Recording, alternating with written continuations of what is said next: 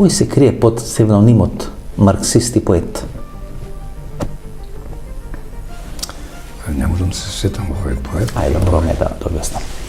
Поет. Овие се информации кои јас ги имам добиено од Марксист е доста, мислам. Доста Димовски. Да. Иста и поет. Да, И марксист и поет. Марксист и поет, да. Во првиот случај кој поет е работена од службата, е во оперативна обработка од службата, а во вториот случај кога станува марксист, веќе има прифатено соработка со службата.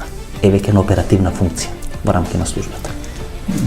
Тоа беше метод на работа на службата, откако некој ќе беше ставен во обработка.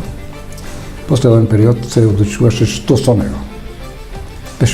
Задолжително беше викан на тој информативен разговор, тоа беа многу популарни, се забранети сустав, и тука се презентира информациите и зависеше од неговото држање, дали спрема него ќе бидат преземени некакви мерки, дали ќе биде предупреден или пак ќе се направи обид за вербување. Обично тој информативен разговор го водеа двајца, тројца оперативци и од нивните заклучоци зависеше што понатаму. Доста реферираше кај Лазар Китановски.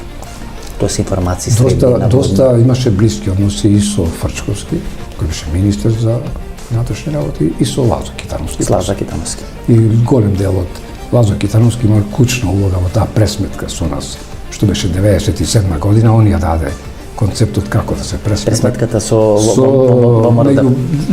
македонистите и бугарофилите.